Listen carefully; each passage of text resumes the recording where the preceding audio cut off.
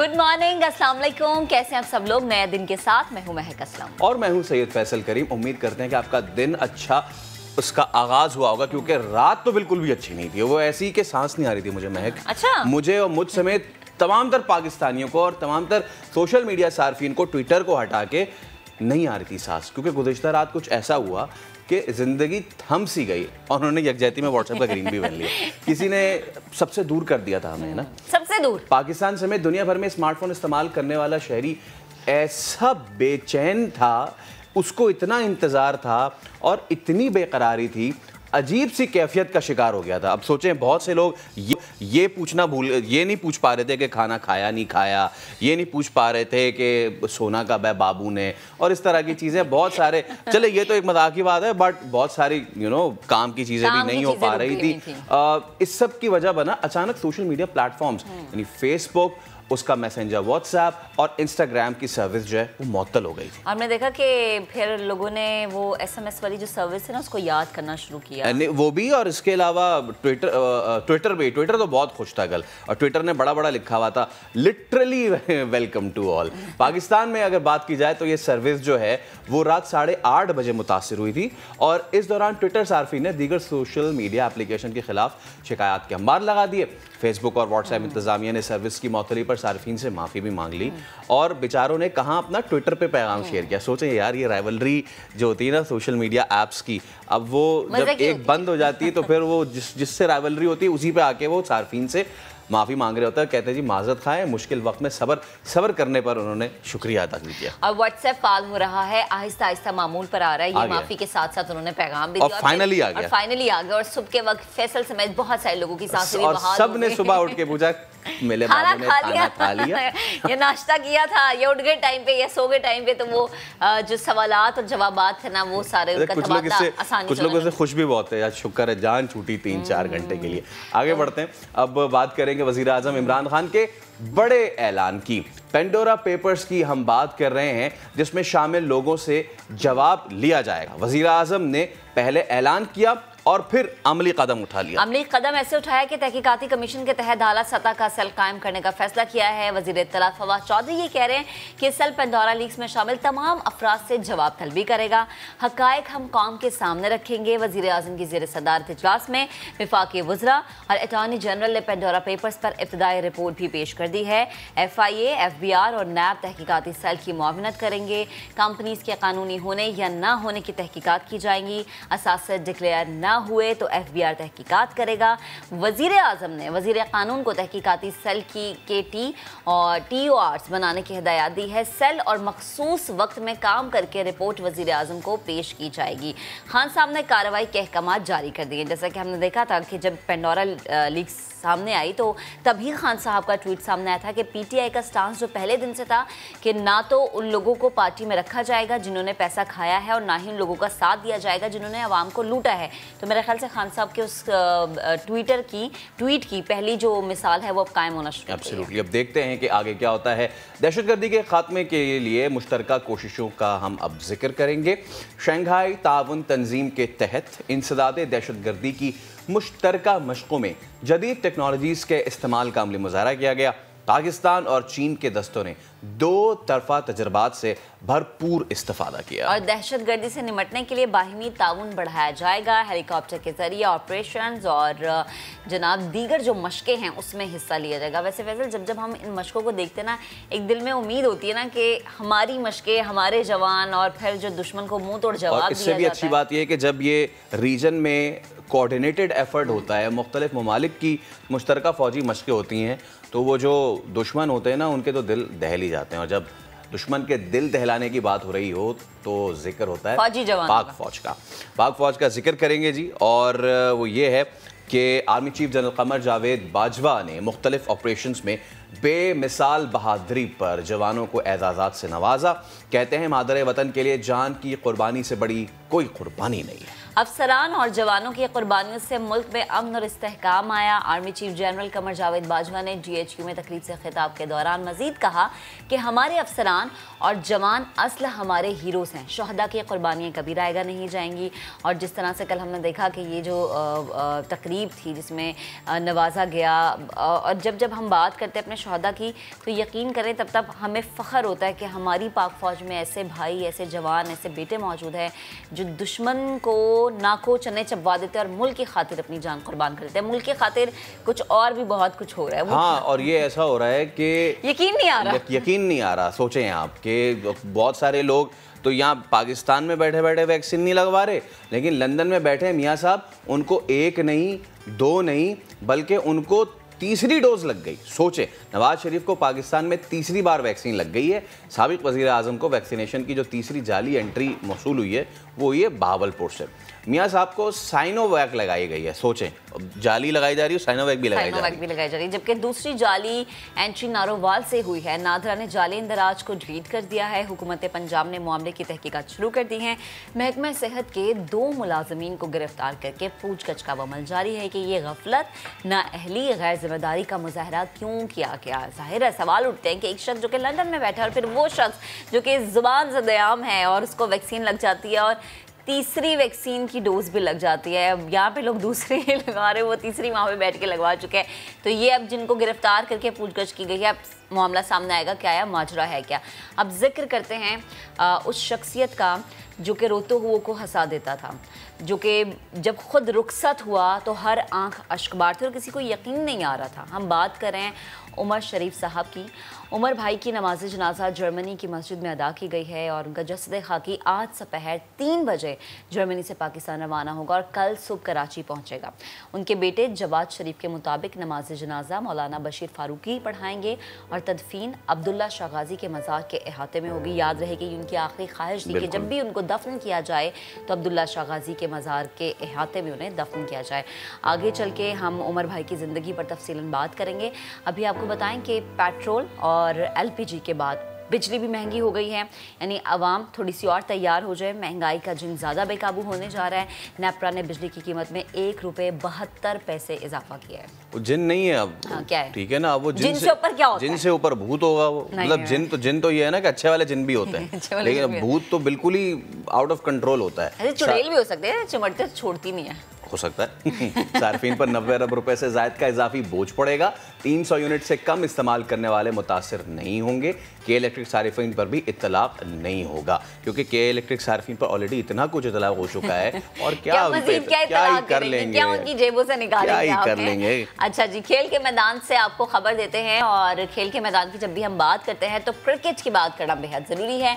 T20 world cup का हो मैदान, आमने सामने हो इंडिया और पाकिस्तान, तो टिकट मिलना आसान नहीं होता। बड़े मुकाबले के लिए ऑनलाइन फरोख्त का आगाज़ हुआ तो 2 घंटे में हमने देखा कि टिकट्स का सफाया हो गया। आलमी मेला 17 अक्टूबर से 14 नवंबर तक खेला जाएगा। पाक भारत टाकरा, यानी वो टाकरा इसका हर किसी को इंतजार होता है, 24 अक्टूबर को होगा। तो आप 24 अक्टूबर को फिर अम्मा से खाने शाने बनवा के ना आप घर में टेलीविजन स्क्रीन के सामने बैठ जाए ताकि आप ये मैच बड़ा अच्छे तरीके से एंजॉय कर सकें। और अब ये कि आगे बढ़ते हैं शो में, और मुल्क भर में जहाँ पे अच्छी बात यह है कि कोविड के केसेस, उसकी रेट जो है वो कम होती हमें दिखाई दे रही है। दूसरी जानिब पंजाब और लाहौर में डेंगू जो है वो पंजे गाड़ रहा है। ख़ास तौर पे लाहौर वाले जो हैं वो एहतियात करें, मच्छर को हल्का ना लें, क्योंकि एक मच्छर आपको डेंगू करवा सकता है। शहर के मुताबिक घरों से डेंगू लार्वा मिल भी चुका है। इसीलिए तो सूबाई वज़ीर सेहत या डॉक्टर यास्मीन राशिद खबरदार कर रही हैं बार बार कि आइंदा 3 हफ्ते बहुत ज़्यादा ख़तरनाक है। लाहौर में मज़ीद 124 और दीगर जो शहर है वहाँ पर 62 मरीज़ जो हैं गुज़श्ता रोज़ अस्पताल पहुँचे हैं डेंगू से मुतासर होकर। गुज़श्ता चंद रोज़ के दौरान क्या दादोशुमार रहे हैं, डेंगू ने कितने लोगों को मुतासर किया है, कौन कौन सी ऐसी जगह हैं लाहौर या पंजाब के दीगर शहरों में जहाँ से डेंगू लार्वा मिला है। क्योंकि कहते ये हैं कि ये जो डेंगू लार्वा है या तो ये पैदा होता है साफ़ पानी में या फिर सुबह फजर और नमाज मगरिब के वक्त, यानी जब मगरिब का टाइम होता है तब ये आपको ज़्यादा हिट करता है। हमारे नुमाइंदे दानियल उमर हमें लाहौर से ज्वाइन कर चुके हैं, उनसे बात करते हैं। Daniyal, good morning. कहिएगा, लाहौर हमेशा से ऐसा रहा है कि जब भी डेंगू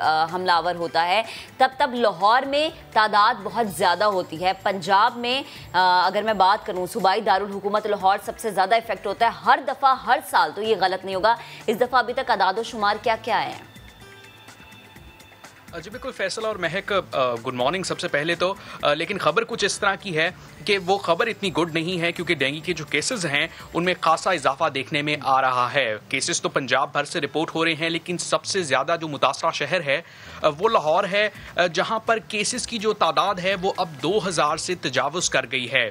24 घंटे के इदाद शुमार की अगर हम बात करें तो 146 केसेस जो है वो लाहौर से रिपोर्ट हुए हैं, और अब लाहौर में जो कुल केसेस की तादाद है वो 2033 तक जा पहुंची है। और ये ज़्यादा केसेस जो है वो पिछले एक माह के दौरान रिपोर्ट हुए हैं। 2033 में से जो 1900 से ज़ायद केसेस हैं वो रिपोर्ट हुए हैं पिछले एक माह के दौरान, यानी कि जो सितंबर गुजरा है उसके दौरान ये केसेस रिपोर्ट हुए हैं। और अगर हम पिछले जो 15 दिन हैं उनका तज्जिया करें तो तकरीबन 1600 से ज़ायद केसेस जो है वो रिपोर्ट हुए हैं। इसका मतलब ये है कि मैसिवली ग्रो कर रहा है डेंगू, और इस टाइम तकरीबन 76,000 लाहौर में ऐसे घर हैं जहां से डेंगू लार्वा मिल चुका है, और वो मिलने के बाद जो है वो ज़िला इंतज़ामिया की टीमें हैं वो इसको तल्फ भी कर रही हैं। लेकिन फिर भी अब डेंगू मच्छर जो है वो तो बन चुका है और मुख्तलिफ जगह पे जो है वो लोगों को मुतासर कर रहा है, डेंगू बुखार में मुब्तला कर रहा है। सबसे ज़्यादा जो लाहौर का मुतासरा इलाका है वो डिफेंस है, जहाँ से अब तक 946 केसेस जो है वो रिपोर्ट हो चुके हैं। बाकी सारा लाहौर एक तरफ है, डिफेंस हाउसिंग अथॉरिटी एक तरफ है जहाँ पर केसेस जो है वो रिपोर्ट हुए हैं। और इसी पर सूबाई वज़ीर सेहत पंजाब डॉक्टर यास्मीन राशिद ने भी ये बात बताई कि चूँकि नई कंस्ट्रक्शन हो रही है वहाँ पर पानी जो है वो साफ़ नहीं किया जाता, रेजिस्टेंस आती है, कभी कभी लोग जो है वो अपने घरों में दाखिल नहीं होने देते। जो डेंगू वर्कर्स हैं चेक करने आते हैं, डेंगू की टीमें हैं, जिसकी वजह से यहाँ पर जो डेंगू लार्वा है वो अब डेंगू मच्छर में तब्दील हुआ है, और केसेस में जो है वो खासा इजाफा देखने में आया है। 200 से ज़ायद ऐसे मरीज़ हैं जो कि तशवीशनाक हालत में लाहौर के सरकारी और निजी अस्पतालों में इस वक्त ज़ेर इलाज हैं, उनका इलाज चल रहा है। मुख्तलिफ जो अद्वियात हैं वो भी अस्पतालों को प्रोवाइड कर दी गई हैं। असल इशू इस साल इस वजह से आया क्योंकि पिछले साल डेंगू के सिर्फ 17 केसेस लाहौर में रिपोर्ट हुए थे, उससे पिछले साल 36 केसेस रिपोर्ट हुए थे, और अब 2000 से ज़्यादा केसेस रिपोर्ट हो गए हैं। उसकी वजह ये है कि जो हेल्थ का डिपार्टमेंट के पूरे जो स्टाफ है जिसके अंदर इनके डेंगू के वर्कर्स बहुत सारे आते हैं, उन पे खासा प्रेशर रहा, क्योंकि कोविड की वैक्सीनेशन के अंदर, कोविड की टेस्टिंग के अंदर वो सारा अमला जो है वो काम करता रहा, और हेल्थ सेक्टर जो है वो बहुत ज़्यादा प्रेशर के अंदर रहा इन पिछले कोरोना की वजह से। जो हमारे 2 साल गुजरे हैं इस वजह से, तो सरकार का कहना है कि ये एक बड़ी वजह बनी जिसकी वजह से जो डेंगू मच्छर है उसमें बहुत ज़्यादा इजाफा हुआ, उस पर बर वक्त जो है वो काबू नहीं पाया जा सका, और अब एक आउटब्रेक की किस्म दानियाल, ये तो जो चीज़ें हो गई वो हो गई। ऑब्वियसली इसको हमें कंसिडरेशन में लेना चाहिए कि हमारा पूरा का पूरा हेल्थ सिस्टम, पूरा का पूरा हेल्थ डिपार्टमेंट कोरोना से लड़ने में मसरूफ़ था, इसलिए शायद डेंगू को मार्जिन मिल गया। What's done that's done, what's next? अब आगे क्या करने जा रही है पंजाब हुकूमत? क्या स्प्रे करने जा रहे हैं?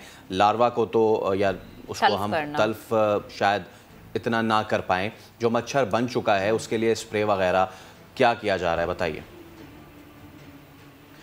अब जो महकमा सेहत की टीमें हैं उन्होंने डिस्ट्रिक्ट गवर्नमेंट के साथ मिलकर फैसल ये तैयारी की है कि जो घर है जहां से डेंगू लार्वा मिलता है उसके 200 मीटर की रेडिएशन में तमाम घरों के अंदर स्प्रे किया जाएगा। पहले जो स्प्रे किए जाते थे, जो फॉगिंग की जाती थी, वो की जाती थी आउटडोर भी, लेकिन उसके बाद रिसर्चेस में सामने आया कि उसका कोई खासा फ़ायदा होता नहीं है, जिसके बाद अब जो हेल्थ डिपार्टमेंट है, डिस्ट्रिक्ट गवर्नमेंट है, वो सिर्फ घरों के अंदर का जो हिस्सा होता है वहाँ पर स्प्रे करते हैं। और ज़्यादा इशू भी जो एंटोमोलॉजिस्ट कह रहे हैं वो अब यही आ रहा है कि जो मच्छर है वो घरों के अंदर है, बाहर ज्यादा आउटडोर मुकामात से बिल्कुल। और दानियल, हमने देखा था कि जब पंजाब में स्पेशली लाहौर में ऐसी सूरत हाल पैदा होती है तो फिर एक मुहिम चलाई जाती है, डेंगू मुकाओ मुहिम, और घरों के दरवाजे नॉक कर करके स्प्रे का कहा जाता है। हमारे साथ मौजूद है तर्जुमान इंसादे डेंगू प्रोग्राम पंजाब असद असलम साहब ने हमें ज्वाइन किया है। सब बेहद शुक्रिया वक्त देने के लिए। हमारे रिपोर्टर भी अभी हमें अदाद शुमार बता रहे थे, 71,000 घरों से डेंगू लार्वा मिलना ये बहुत ज़्यादा अलार्मिंग है। मौजूदा सिचुएशन को देखते हुए आगे आने वाले दिनों में, जैसे डॉक्टर यास्मीन राशिद भी एहतियात की अपील कर रही हैं, ये बताएगा अदाद शुमार को अगर हम मद्देनज़र रखें तो सिचुएशन मज़ीद कितनी अलार्मिंग हो सकती है। जी बिस्मिल्लाहिर्रहमानिर्रहीम। देखें, इस वक्त specialized health care medical education department government of Punjab तकरीबन पंजाब के 24 टीचिंग हॉस्पिटल में उन्होंने अरेंजमेंट की है टू अकोमोडेट डेंगी पेशेंट, क्योंकि अल्लाह शुक्र है कि कोविड काफ़ी हद तक कम हो गया है और लेकिन अब डेंगी ने सर उठा लिया है। तो इसलिए अरेंजमेंट के हिसाब से to accommodate patient to provide them free treatment, Punjab के जो 24 टीचिंग हॉस्पिटल हैं उनमें बेड्स का अरेंजमेंट कर दिया गया है और इस वक्त तकरीबन 450 मरीज़ डेंगी के दाखिल हैं, जिनमें 7-8 अस्पताल लाहौर के और बाकी 15 हॉस्पिटल पंजाब के दूसरे शहरों में मौजूद हैं। तो तकरीबन 450 मरीज़ इस वक्त वहाँ दाखिल हैं और इंस्ट्रक्शन बाकायदा हेल्थ डिपार्टमेंट की तो दे दी गई हैं कि इसको रैंप अप कर दिया जाए, यानी कि बेड की तादाद बढ़ा दी जाए ताकि अगर खुदा न खास्ता और तेज़ी से बढ़ते हैं पेशेंट तो हम उनको किसी किस्म की दुश्वारी का सामना ना करना पड़े। इसके अलावा लाहौर का जो एक्सपो सेंटर है जो पहले कोविड के पेशेंट को एंटरटेन कर रहा था, उसको अब हमने कन्वर्ट करने की तकरीबन तैयारियां मुकम्मल हैं। हमारा स्टाफ मौजूद है, अद्वियात हर चीज़, बेड वहाँ पर तकरीबन मॉस्किटो नेट भी लग गए हैं सारे बेड्स पर। तो 340 बेड का जो एक्सपो सेंटर है उसको भी हमने कन्वर्ट कर दिया इनटू डेंगी फील्ड हॉस्पिटल। तो अगर खुदा ना खाता अगर नौबत ऐसी आती है कि सरकारी अस्पतालों में जो बेड हमने एलोकेट किए हैं डेंगी के वो फिल हो जाते हैं तो हम फ़ौरन ये डेंगी हॉस्पिटल को स्टार्ट कर देंगे। अच्छा सर ये बताइएगा, एक्सपो सेंटर में सही ये बताइएगा कि जब अगर लार्वा मिल जाता है तो नोटिस जारी होते हैं, FIR दर्ज होती हैं, गिरफ्तारियां भी हुई हैं, ये आप आवाम की रहनुमाई के लिए बता सकते हैं कि क़वानीन क्या हैं डेंगी से मुताल्लिक़ और क्या सज़ाएँ हैं, क्या जुर्माने हैं?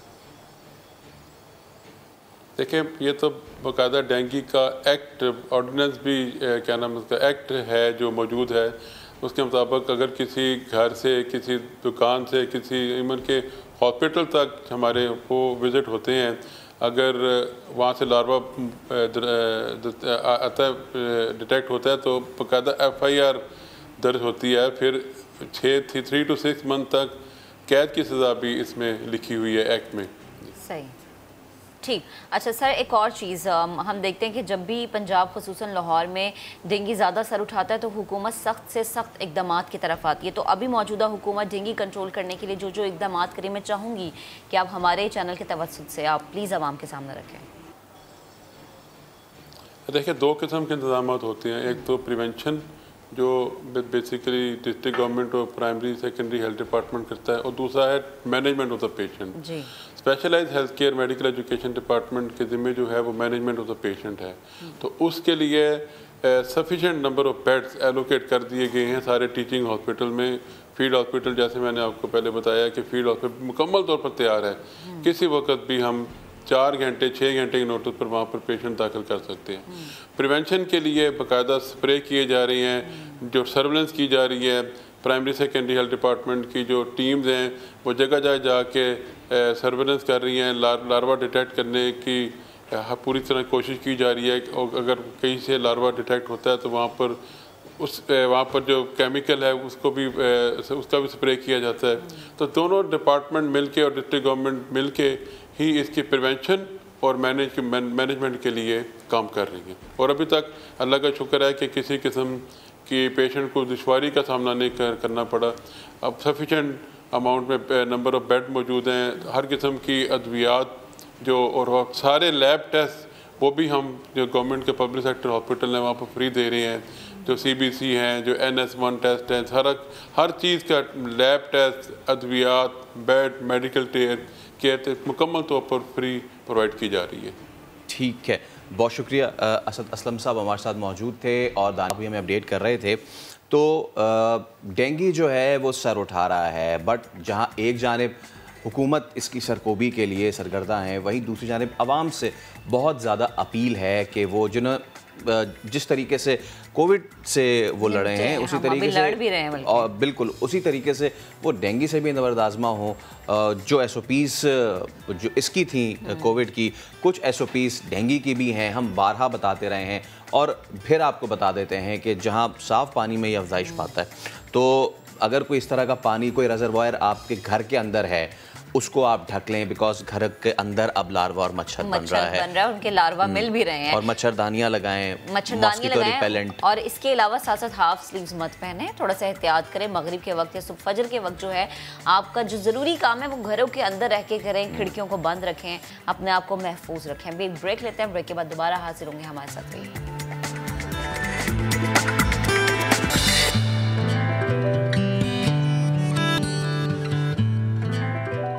एक बार फिर कहेंगे आपको खुश आमदीद। और बहुत ही दिल गिरफ्तार ख़बर पिछले कुछ दिनों से गर्दिश कर रही है, और वो ये कि उमर शरीफ साहब अब हमारे बीच नहीं रहे हैं। उनकी नमाज जनाजा न्यूरम्बर्ग जर्मनी की मकामी मस्जिद में अदा कर दी गई, जिससे खाकी आज दोपहर 3 बजे जर्मनी से रवाना होगा। बिल्कुल, और कल सुबह कराची पहुंचेगा। अब्दुल्ला शाह गाजी मज़ार के अहाते में उनकी तदफीन के लिए तैयारियां की जा रही हैं। कराची में उमर शरीफ की नमाज जनाजा मौलाना बशीर फ़ारूकी पढ़ाएंगे।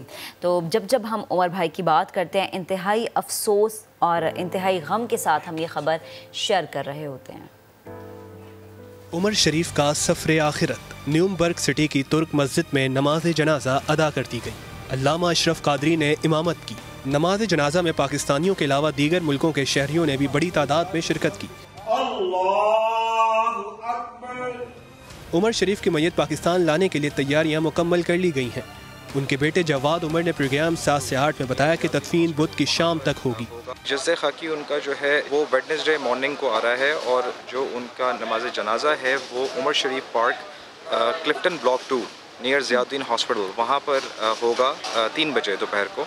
और उसके बाद हम अब्दुल्ला शाह गाजी रहमतुल्लाह अलैह के मज़ार पे जाएंगे तदफीन के लिए। उमर शरीफ ने वसीयत की थी कि उन्हें अब्दुल्ला शाह गाजी के मज़ार में ही सुपर्द खाक किया जाए। मज़ार के अहाते में उमर शरीफ की तदफीन के लिए तैयारियाँ की जा रही हैं।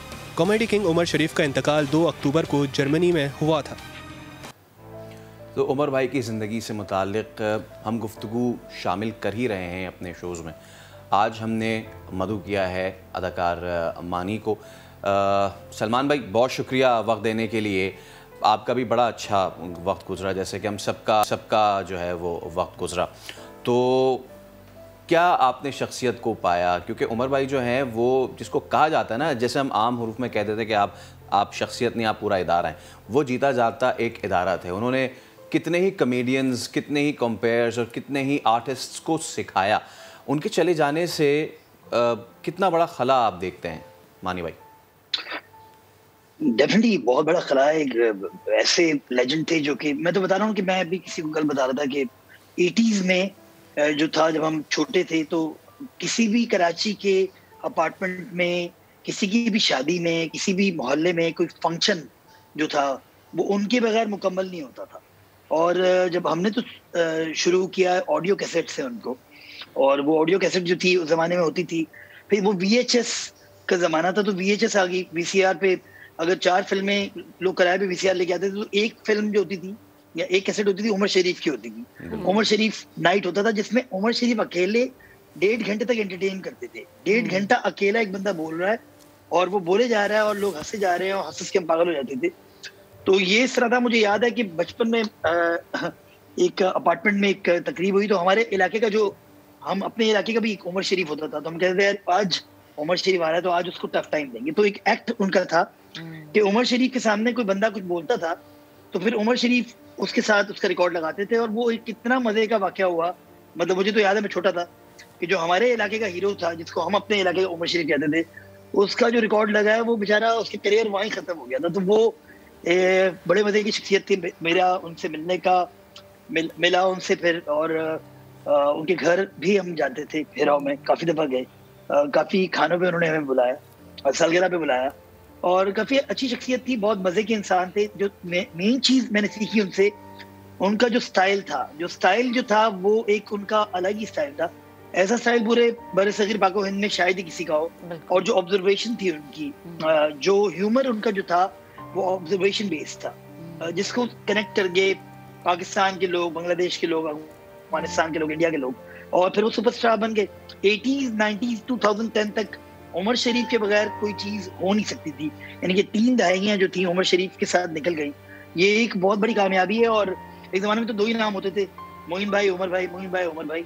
मोइन भाई भी नहीं है और अब उमर भाई भी नहीं रहे, तो ये एक बहुत बड़ा सदमा है और बहुत बड़ा दुख है हम सब के लिए। सही।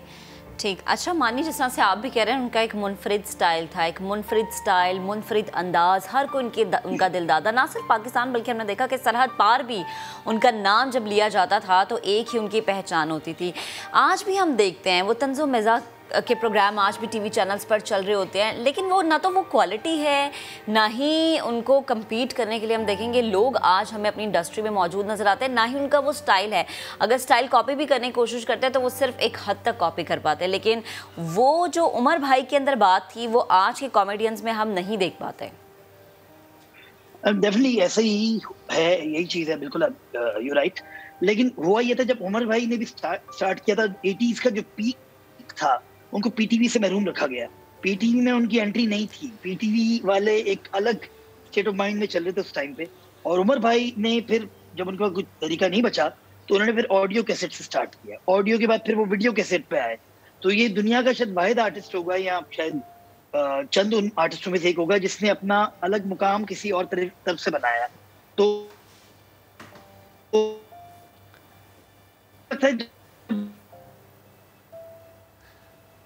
आई थिंक कोई टेक्निकल इशू है। मानी हमारे साथ मौजूद हैं और उमर भाई जो कि एक ऐसी हस्ती हैं जिनके बारे में जब जब हम बात करते हैं ना फैसल, तो हम ये कहते हुए एक फ़ख्र महसूस करते हैं कि हमारे पास एक ऐसी यूनिवर्सिटी थी जहाँ से बहुत सारे लोगों ने सीखा, और ना सिर्फ पाकिस्तान बल्कि भारत में भी लोग उनके मुख्तलिफ हमें नजर आते हैं। एशिया में अच्छा ये जो हम तस्वीर दिखा रहे हैं ना, ये बड़ी आइकॉनिक हैं। एक तो ये दो लेजेंड्स मोइन अख्तर और उमर शरीफ, और इनके साथ कितने ही ज़्यादा आप देख रहे हैं जावेद शेख हैं और बहरोज़ हज़बारी हैं, और उमर की बिल्कुल जवानी की तस्वीर है।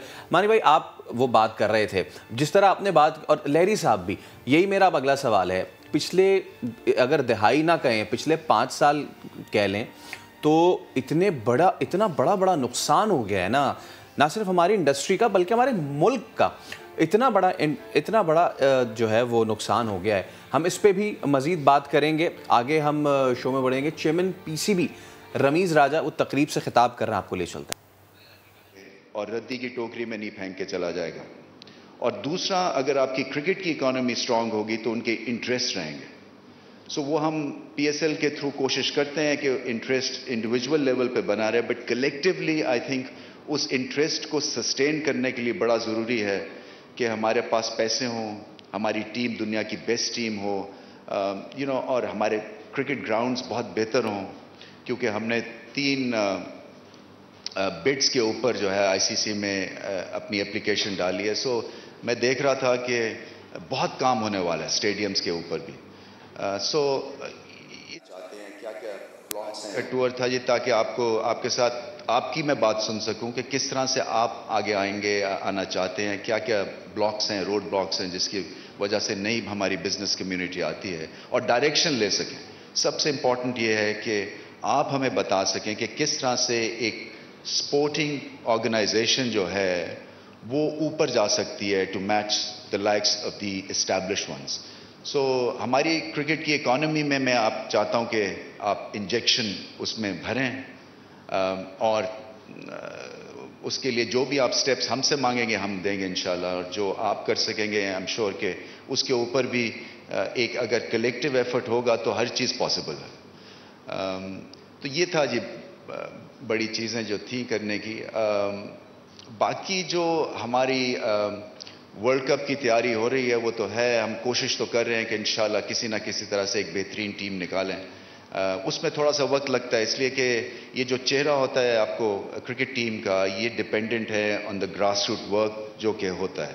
तो वहाँ पे काम उस हिसाब से नहीं हुआ जिस हिसाब से होना है। सो हमारी स्कूल क्रिकेट अब रिवाइव हो रही है, उसमें आपके इंटरेस्ट की ज़रूरत है, जो एंटरप्रेन्योर्स हैं, जो फाइनेंशियल हाउसेज हैं। क्लब क्रिकेट हमारी बहुत पीछे रह गई है, ग्राउंड्स नहीं हैं, पिचेस जो हैं ड्रॉप इन पिचेस की शायद हमें ज़रूरत पड़ेगी, क्योंकि पिच जो है वो बेस बनती है आपकी क्रिकेट की सक्सेस का, आपकी टेक्निक डेवलप होती है। सो ये मैं ज़्यादा डिटेल्स में नहीं जाना चाहता हूँ, बट जब तक मैं चेयरमैन हूँ मेरी कोशिश यही है कि क्रिकेट के ऊपर बात करें, क्योंकि अगर टीम हमारी अच्छी करेगी तो हम सब जो है ऊपर जाएंगे, और फिर उसमें इन्वेस्टमेंट्स ऑटोमेटिकली आएंगी। कोई भी जो है वो ब्रांड देख के इन्वेस्टमेंट करता है, और हमारा जो क्रिकेट का जो ब्रांड है उसको इम्प्रूव होना है, हमारी टीम को और बेहतर करना है, उनको भी रियलाइजेशन है। एंड आई एम श्योर आगे चल के चीज़ें ठीक हो जाएंगी। शुरू में थोड़ी सी टर्बुलेंस होती है, क्योंकि जब एक नई ऑर्गेनाइजेशन देखती है चीज़ों को तो वो एडजस्ट करती है अकॉर्डिंग कि आपका क्या रोड मैप है, क्या गेम प्लान है। सो एक दफ़ा हम पटरी पे डाल देंगे चीज़ों को तो फिर हम बेनिफिट्स जो हैं इसके रीप करेंगे आप और हम। तो रमीज़ राजा साहब गुफ्तगू कर रहे थे और कह रहे थे कि हम क्रिकेट को बहुत ज़्यादा बेहतर करने वाले हैं। इस गुफ्तगू से कबल हम बात कर रहे थे, मानी भाई हमारे साथ मौजूद हैं और उमर शरीफ की ज़िंदगी के मुख्तलिफ़ पहलुओं को हम डिस्कस कर रहे थे। मानी भाई, कुछ अरसे में, पिछले 10 साल में अगर देख लें तो बहुत बड़े बड़े नाम हमें छोड़ गए। उमर शरीफ का सदमा जो है अभी गहरा है। इससे पहले मोइन अख्तर, उससे पहले कमाल रिजवी साहब, लहरी, शिरानी साहब, बब्बू बराल, अमानुल्लाह, एक एक करके बहुत जल्दी चले गए। ये सिर्फ एक शख्स के या चंद अशखास के जाने की बात नहीं है। इतना बड़ा गैप, इतना बड़ा खला आया है, क्या ये आने वाले दिनों में पुर होता देखते हैं? बिल्कुल, ये एक बहुत बड़ा खला है, नो डाउट। लेकिन ऐसे ही होता है, दुनिया में लोग आते हैं और फिर वो चले जाते हैं और फिर दूसरे लोग उनकी जगह लेते हैं। तो ऐसी बात नहीं है कि बिल्कुल खला आ गया है। कॉमेडी का रुझान उस तरह से टेलीविजन पे रहा नहीं, क्योंकि कॉमेडी जो है वो एक तरह से कॉमेडी होती है। अगर आप न्यूज़ चैनल्स पे देखें वो एक तरह की कॉमेडी होती है, और अगर सिटकॉम्स वगैरह की तरफ आए हम तो वो दूसरी तरह की कॉमेडी होती है। हाँ, वो वाली चीज़ खत्म होगी जो पहले नाइट शोज होते थे। क्या नाम है, जैसे आप एक ज़माने में जो उमर भाई वगैरह थे तो इस तरह के शोज बहुत सारे होते थे कि हर रात को कोई एक शो हुआ करता था जिसके अंदर क्या नाम है वो स्टैंड अप एक्ट होता था किसी ना किसी का। वो अब थोड़ा कम हो गया है, लेकिन अब कॉर्पोरेट सेक्टर पे ज़्यादा चलेगी ये चीज़। तो मेरे ख्याल में ऐसी बात नहीं है कि बिल्कुल ख़त्म हो गया है। ट्रांसफॉर्मेशन होती है, यूट्यूब आ गया है। यूट्यूब पे जो बच्चे हैं उनका अलग एक ह्यूमर है, वो अलग तरह के लोगों को पसंद करते हैं। तो ये ट्रांसफॉर्मेशन होती है। जब पीटीवी था और पीटीवी नहीं था तो लोग कहते थे यार ये क्या है। जब पीटीवी आया तो फिर लोगों ने कहा ये क्या है। अब उसके बाद जब प्राइवेट चैनल आए तो लोगों ने कहा यार पीटीवी बेस्ट था। अब यूट्यूब आ गया है तो लोग कह रहे थे कि प्राइवेट चैनल बेस्ट थे। तो ये ट्रांसफॉर्मेशन होती रहती है, हर दफ़ा कोई ना कोई नई चीज़ आती है। एक्सेप्टेंस थोड़े टाइम बाद आती है, क्योंकि इतनी जल्दी आती नहीं है। कोई बंदा बहुत मुनफरद चीज़ कर रहा था, जैसे उमर भाई थे, उन्होंने जब बहुत मुनफरद चीज़ की थी तो 80s की जो एक्सेप्टेंस थी वो 90s में आई और फिर वो सही ज़िंदगी रही। तो इसी तरह से जो नए लोग होंगे जो बहुत अच्छे होंगे वो उनकी एक्सेप्टेंस भी थोड़ा टाइम लेके आती है। ये एक थोड़ी अनफॉर्चुनेट बात है पाकिस्तान की कि यहाँ पे या इवन हमारे जो लोगों की कि वो जो अंडरस्टैंडिंग होती है वो कुछ अरसे बाद उनको समझ में आती है कि यार ये बंदा भी बहुत अच्छा है, फला बंदा भी बहुत अच्छा है। ऐसे बहुत अच्छे अच्छे कॉमेडियंस हैं। बरकत बहुत अच्छी कॉमेडी करता है, स्टैंड अप एक्ट बहुत आला होता है उसका। ताबिश हाशमी बहुत अच्छे हैं। तो अब ऐसी बात नहीं कि खत्म हो गया, लोग आ रहे हैं, लेकिन ऐसी बात है वो क्लास तो नहीं रह सकती जो उमर भाई की क्लास थी। वो तो एक क्लास है, वो तो एक बड़ी क्लास थी। बिल्कुल। और मानी, हम बचपन से उनके प्रोग्राम्स देखते आ रहे हैं, उनके टीवी शोज़ ऐसे हैं जो कि जैसे आपने भी कहा ना, ये पूरा 1.5 घंटा हम टीवी के आगे बैठे रहते, देखते रहते कि किस तरह से वो अकेले जो हैं सबको उन्होंने अपनी जानी मतवज्जे किया होता था। आपने उनकी कॉमेडी से क्या सीखा? अपनी ज़िंदगी में क्या चीज़ ऐसी शामिल की आपने उमर भाई से सीख के जो कि आप आगे चल के और मौजूदा ज़िंदगी में आप कहते हैं कि अच्छा मैंने अगर कुछ सीखा है तो उमर भाई से सीखा है? उमर भाई से जो मैंने सीखा था, जो मैं उनसे मिला भी और मेरी बात भी हुई, तो ये था कि मेरा यानी मैं चाहता था कि जो उमर भाई के अंदर एक चीज़ थी कि उनका अपना एक स्टाइल था। वो अगेंस्ट द विंड चलते थे। अगर हवा यहाँ से आ रही है तो वो यहाँ से चलना शुरू करते थे। यही चीज़ मैंने सीखी कि यार अपना एक स्टाइल हो, बेशक दुकान अपनी हो, छोटी सी हो, लेकिन अपनी दुकान। आप किसी और के ह्यूमर पे, किसी और के जोक्स पे कुछ अरसे ही जिंदा रह सकते हैं, लेकिन समहाउ आप देखने चाहे कोई भी होस्ट हो जो कॉमेडी करना चाह रहा हो पाकिस्तान में, ह्यूमर क्रिएट करना चाह रहा हो, उसके अंदर कहीं ना कहीं उमर शरीफ आ ही जाता है। ये एक कमाल था उमर भाई का। और ये सिर्फ हमारे साथ नहीं, इंडिया में भी जितने बड़े होस्ट हैं वो भी इस बात को मानते हैं कि यार उमर शरीफ आ ही जाता है उसके अंदर। उमर शरीफ एक ऐसा समंदर था जो कि सबको अपने अंदर समो लेता था। तो वो एक चीज है, जब कोई बहुत बड़ा हो जाता है किसी काम में तो फिर वो स्टाइल जो है आम हो जाता है। फिर कोई भी बंदा दूसरा वो कर रहा होता है, उसके अंदर समहाउ वो चीज आ जाती है। तो ये चीज एक है। लेकिन ये है कि मैंने ये सीखा कि यार अपना एक स्टाइल होना चाहिए, अपनी चीज होनी चाहिए। जैसे उमर भाई का था कि अपना करो, अपनी चीज क्रिएट करो, अपना एक्ट बनाओ, अपने ह्यूमर लेके आओ, अपनी ऑब्जर्वेशन लेके आओ। तो ये चीज उमर भाई हमें बताते भी थे और ये चीज हमने सीखी है उनसे। बिल्कुल, बहुत शुक्रिया अमानी भाई, आप हमारे साथ मौजूद थे। उसने कहा कि बहुत सारे नए नाम आ रहे हैं और यकीनन बहुत अच्छा काम कर रहे हैं, लेकिन न सिर्फ पाकिस्तान में, क्या ही भारत हो और क्या ही दीगर ममालिक हो, वहाँ जब जब कोई भी कॉमेडियन ह्यूमर करेगा उस ह्यूमर में कहीं ना कहीं उमर शरीफ आ ही जाएगा। अब एक ब्रेक लेंगे, ब्रेक के बाद दोबारा हाजिर होंगे, हमारे साथ रहिएगा।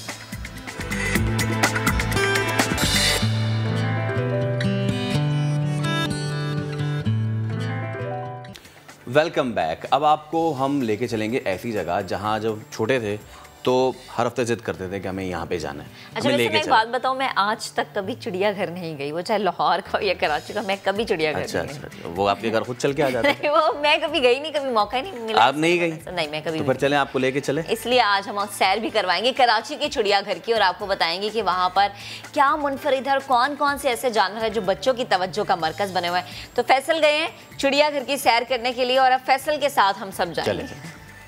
तो मैं आ गया हूँ कराची के चिड़ियाघर और बहुत ही ये सबसे पुराना जो है यहाँ का तफरीही अगर मरकज़ कहें कराची वालों के लिए तो बेजाना होगा।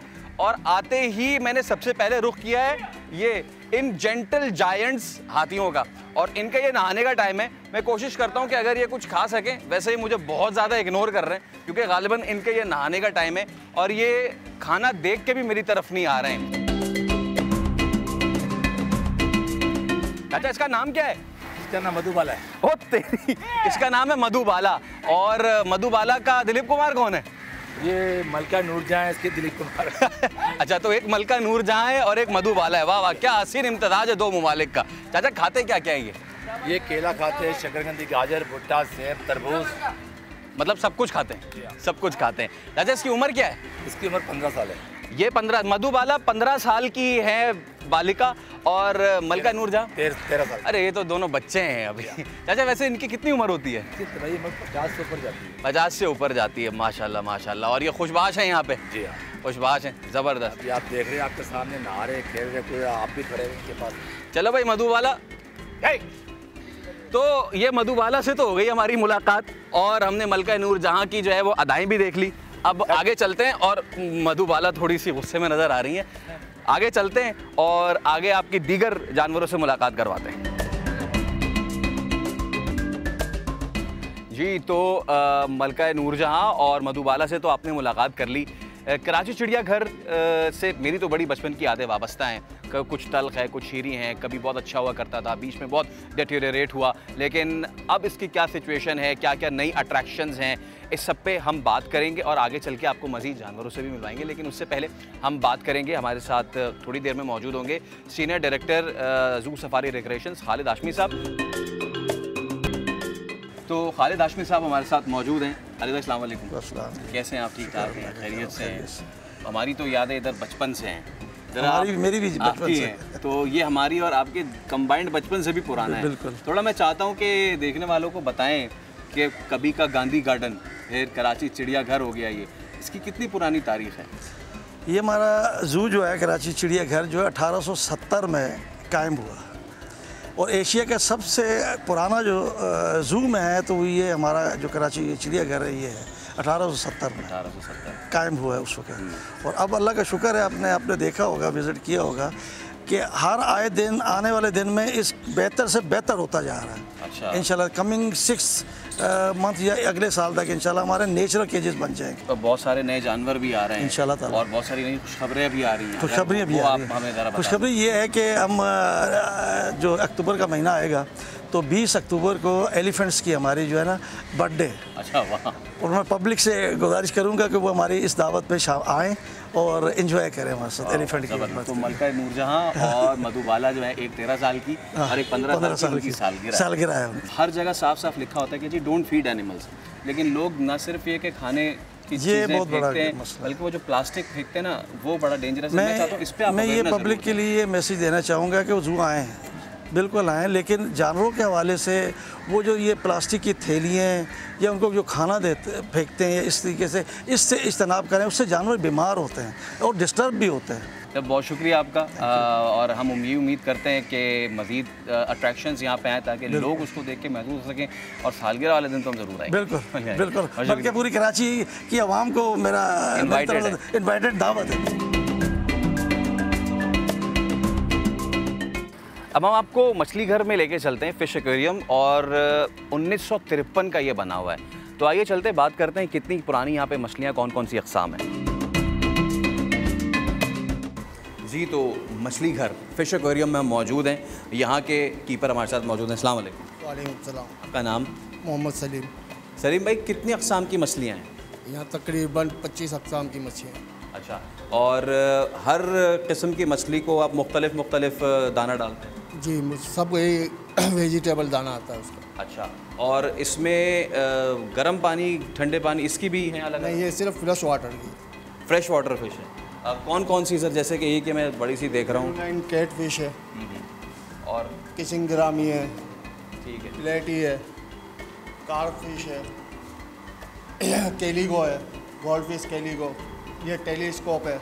अच्छा, ये टेलीस्कोप है, ये क्योंकि उसकी आंखें बड़ी बड़ी हैं इसकी, बार है जिसकी वजह से इसको टेलीस्कोप कहते हैं। Rainbow shark. अच्छा, ये इसकी क्या उम्र होगी इसकी जो ये शार्क है? और ये वाली कौन? ये ऑस्कर है। यार ये बाहर अगर हम ख़रीदने जाएं तो ये कितनी महंगी मिलेंगी? ये तो तकरीबन मार्केट रेट पे मिलती है आपको, कभी डाउन भी होती है, कभी यानी हज़ारों भी होती है, हज़ारों रुपए की। हज़ारों रुपए की मिलती है। और फिर एक ये भी हम देख रहे हैं, ये किचिंग ग्रामी है। और ये जो वाइट एंजल है। White angel. तो फिश एक्वेरियम हमने देखा और समझ के हज़ारों रुपए मालियत की मछलियाँ जो हैं वो यहाँ पे मौजूद हैं। अब फिश एक्वेरियम से हम ज़रा आगे चलते हैं।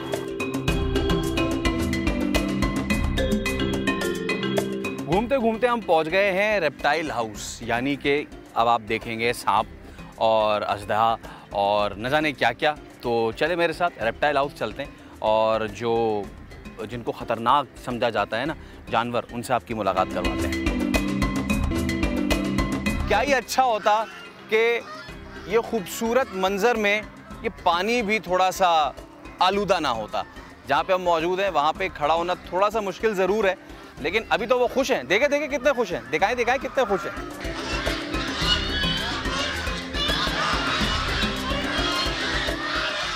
ये है कराची चिड़ियाघर का डक पॉन्ड और यहाँ पे बड़े लक परिंदे भी हैं, छोटी बत्तखें भी हैं।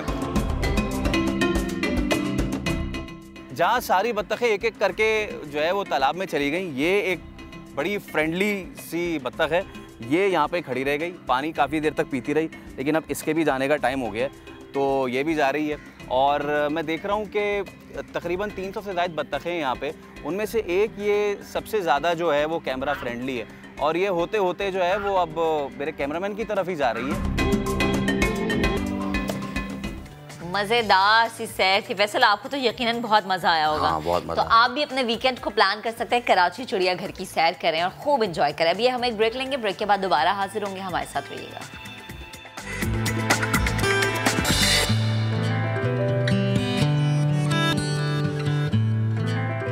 आगे बढ़ते हैं और बात करेंगे क्रिकेट की। पाकिस्तान क्रिकेट की बात करते हैं जिसके लिए हर रोज़ कुछ ना कुछ नया होता है, एक्साइटिंग होता है। नए चेहरे आ रहे हैं, नए नामों पर गौर किया जा रहा है। पहले कोचेस, फिर चीफ एग्जीक्यूटिव ऑफिसर के इस्तीफे आए, फिर पता चला कि मोइन खान को एक बार फिर टीम मैनेजर लगाने का इम्कान है। मोहम्मद अकरम को चेयरमैन सिलेक्शन कमेटी और आकिब जावेद को हाई परफॉर्मेंस सेंटर में ओहदे की पेशकश की गई है।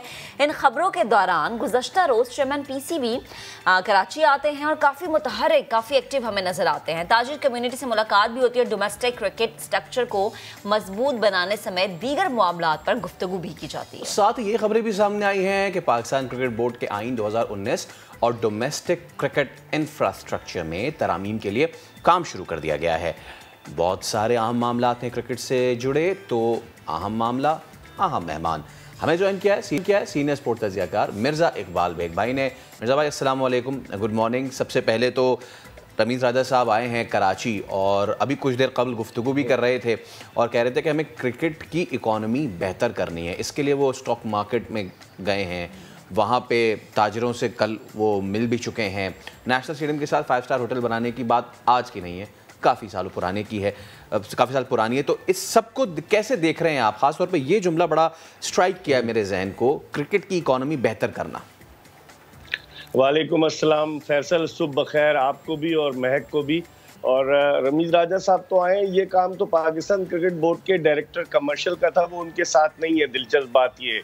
और अगर इकॉनमी आपने पाकिस्तान क्रिकेट बोर्ड की बेहतर बनानी है तो पहले आप देखिए कि बोर्ड में कौन कौन लोग सिफारिश की बुनियाद पर कितने कितने लाख रुपए माहाना पर जो है मौजूद है। बहुत ज़्यादा स्टाफ है। चलें ठीक है, मान लिया। अब रमीज़ राजा साहब जिस तरीके से जा रहे हैं फैसल, बहुत तेज़ी के साथ जा रहे हैं। कल उन्होंने कुछ मोअज़्ज़िज़ जो है बिजनेसमैन से मुलाकात की, आज सुना है कि वो कराची स्टॉक एक्सचेंज भी जाएंगे और वो इकोनॉमी को तो बेहतर बनाना चाह रहे हैं, लेकिन जब तक आपकी क्रिकेट बेहतर नहीं होगी उस वक्त तक स्पॉन्सर्स कैसे आएंगे।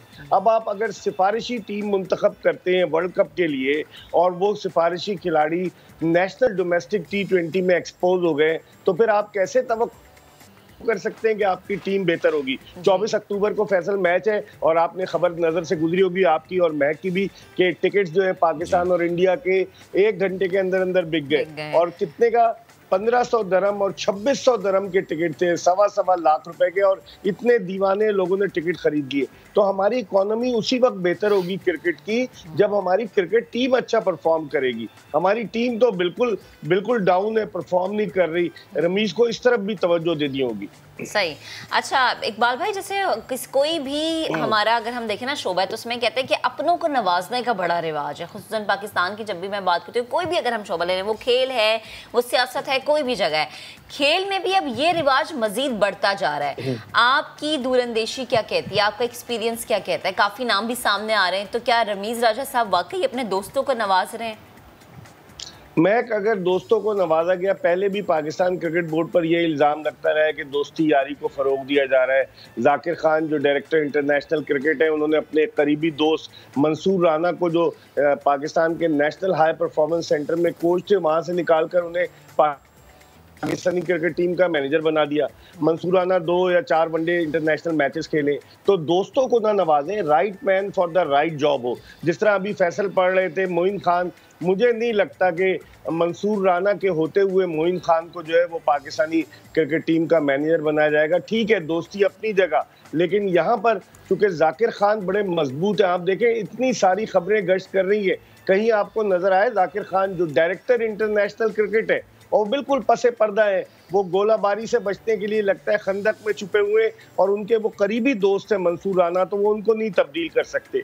जहां तक बात है सिलेक्शन कमेटी की, यकीनन सिलेक्शन कमेटी महक तब्दील होगी और रमीज राजा ने इसका इंदिया भी दे दिया है। मोहम्मद वसीम के लिए मेरे ख्याल में उनका ये आखिरी सिलेक्शन था। जो सिलेक्टर्स हैं, सूबाई एसोसिएशंस के कोचेस, उनके भी जाने का वक्त आ गया है। लेकिन वक्त सबके अगर जाने का भी आए तो right man for the right job हो, वो पाकिस्तान क्रिकेट के लिए बेहतर साबित हो सकता है। अच्छा सर, आपकी मौजूदगी का फ़ायदा उठाते हुए let's talk about the cricket which is happening on the ground. National T20 जारी है, जो मिडल ऑर्डर सेलेक्ट किया वो मिडल ऑर्डर की परफॉर्मेंस सबके सामने है, और जो नहीं है सिलेक्शन कमेटी के नज़र में अच्छे, वो अच्छा परफॉर्म करे जा रहे हैं। तो क्या लगता है आपको, कोई लास्ट मोमेंट चेंजेस होने जा रही हैं, और क्या होनी भी चाहिए? बिकॉज वर्ल्ड कप खेलने जा रहे हैं, बड़े अहम मोड़ पे हम मौजूद है, एक ऐसे वक्त में कि जिस वक्त विक्ट्री और सिर्फ विक्ट्री ही ना सिर्फ आपके क्रिकेट को अच्छा कमा के दे सकती है, जैसा कि रमीज राजा साहब कह भी रहे हैं, बल्कि जो आपके खिलाफ जो साजिशों का जाल बुना गया है ना, कि न्यूजीलैंड नहीं आ रही, इंग्लैंड नहीं आ रही, फिर माफिया मांग ली, सिर्फ विक्ट्री ही आपको ऊपर लाती है क्रिकेट में। तो आखिरी मोमेंट पे क्या चेंजेस देख रहे हैं, अगर तो देख रहे हैं? आपने विक्ट्री की तो बिल्कुल सही बात की फैसल, लेकिन बज़ाहिर लगता यही है कि शायद अब बैकफुट पर चले गए। तब्दीलियां मुतवक्के नहीं है, क्योंकि 3 अक्टूबर तक कहा था, आज 5 अक्टूबर हो गई, 2 दिन का गैप है। कल से दोबारा T20 national cup, T20 cup शुरू हो रहा है लाहौर में। और अब आप देखें जिन लोगों को सेलेक्ट किया है, आजम खान 6 मैचों में 100 रन, वो भी आखिरी मैच में उन्होंने 45 रन स्कोर किए। अब इस बेसिस पर, इसी तरीके से आप खुशदिल शाह को देख लें, 6 मैचों में 96 रन। आप शादाब खान को देख लें, 94 रन और सिर्फ 4 विकेटें। और इस परफॉर्मेंस की बेसिस पर आप क्या करेंगे, मैं तो समझ में नहीं आ रहा। लेकिन मुझे लग रहा है कि अब इम्कानात कम से कम होते जा रहे हैं फैसल पाकिस्तानी टीम में तब्दीली के, क्योंकि वो ये कह रहे हैं कि जो T20 नेशनल कप में लड़के हिस्सा ले रहे हैं उनको 2 दिन के बाद के लिए काम करना, बिल्कुल एक एंड की तरफ जा रहे हैं। और मुझे लगता नहीं है, अब बज़ाहिर हो सकता है रमीज राजा चेंजेस कर दे कराची से जाने के बाद, लेकिन बज़ाहिर इसके इम्कानात कम नजर आ रहे हैं। अब मिर्जा भाई, प्रॉब्लम यह है ना कि जब शुरू हुआ था तो उस ये टूर्नामेंट तो ये कहा जा रहा था कि जी पिचेस के मयार से हम नाखुश हैं, पिच बाउंसी हो रही है, तो हमें मुत्तहदा अरब इमारात जाकर क्रिकेट खेलनी है, तो वहाँ तो ऐसी विकटें नहीं मिलेंगी। कोई भी मसला हो, कोई भी रीज़न हो, पिच तो है ना, बाउंसी है, तो अडेप्ट कर ले। आपको नहीं पता ना इस वक्त वहाँ पे क्या पिचेस मिलेंगी आपको, वहाँ क्यूरेटर्स क्या पिच बनाएंगे। हो सकता है कि यूएई की जो रवायती विकेट होती है, पिच होती है, हो सकता है वो ना मिले। बिल्कुल, आप पिचेस की तो बात कर रहे हैं। देखिए, आप स्टैंडर्ड देखिए ना फैसल, ये नेशनल T20 कप है, तमाम टॉप के क्रिकेटर्स के लिए खेलना लाजमी करा दिया गया, लेकिन आप क्वालिटी देखें, वो क्वालिटी नजर नहीं आ रही। ये तो डोमेस्टिक इवेंट है। जब यही प्लेयर्स इंटरनेशनल इवेंट में जाएंगे जहां 70% तमाशाइयों के बैठने की इजाजत है, मैदान शायकीन क्रिकेट से भरा होगा और वहां इन पर जो वर्ल्ड कप का प्रेशर होगा, मैं तो हैरान हूं कि कैसे उस प्रेशर को ये सस्टेन कर पाएंगे। ये बड़ा एक लम्हे फिक्रिया है, डू और डाई वाली सिचुएशन होगी, या तो ये हीरो बन जाएंगे या जीरो बन जाएंगे। तो आपने पिचेस की बात सही कही। पिचेस जो है वो मेरे ख्याल में थोड़ी सी सिमिलर होंगी मुत्तहिदा अरब अमारात और पाकिस्तान की, क्योंकि वहाँ गर्मी बहुत पड़ती है फैसल, और उन पिचेस को जब वो तैयार करेंगे तो धूप की वजह से वो क्रम्बल भी हो सकती है। वो पिचेस जो है वो थोड़ी सी लो बाउंस की होंगी, स्लो पिचेस होंगी, और वहाँ गेंद थोड़ा टर्न होगा। आप देखें, भारत ने इसीलिए 5 स्पिनर्स अपनी टीम में शामिल किए। तो अब देखते हैं कि वहाँ पिचेस के इस रवैये से पाकिस्तानी बैट्समैन अपने आप को किस हद तक हम आहंग करने में कामयाब। वैसे क्या लगता है आपको, प्लीज़ बी वेरी फ्रैंक, हमारे चांसेस क्या हैं? पहला जो हमारा जोड़ पड़ रहा है वो इंडिया से, फिर उसके बाद न्यूजीलैंड भी आ रही है, तो बाकी टीम्स की स्ट्रेंथ कैसे देखते हैं, और हमारी जो मौजूदा टीम है उसमें क्या वीकनेस या क्या स्ट्रेंथ आपको नज़र आ रही है?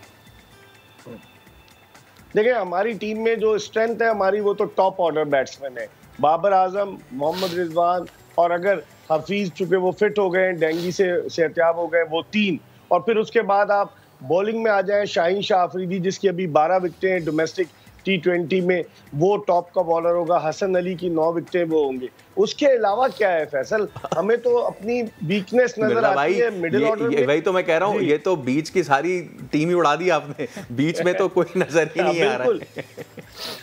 बीच वाले जो है, अगर बीच वालों को अकल हुई और अगर इन्होंने परफॉर्म करके हीरो बन गए तो बन गए, वरना अगर ये प्रेशर नहीं सस्टेन कर पाए ना फैसल, अगर हमारी शुरू में ऊपर की विकेटें, बाबर आजम, अब देखें अभी उन्होंने 7000 run national T20 total T20 में बना लिए, बाबर आजम और रिजवान खुदा ना खास्ता जल्दी आउट होते हैं और हफीज जो कि इन फॉर्म नहीं है, फिर क्या होगा? ये भी सोचने वाली बात है। फिर कौन रन्स करेगा? आजम खान करेंगे, आसिफ अली करेंगे, खुशदिल शाह करेंगे, सुहेब मकसूद करेंगे? ये तो सवाल है ना। इसीलिए तो लोग कह रहे हैं कि शोएब मलिक को शामिल करें। उन्होंने अब तक 140 रन बनाए इस टूर्नामेंट में और एक 80 ऑड रन की बड़ी अच्छी इनिंग्स भी खेली, लेकिन समझ में नहीं आया।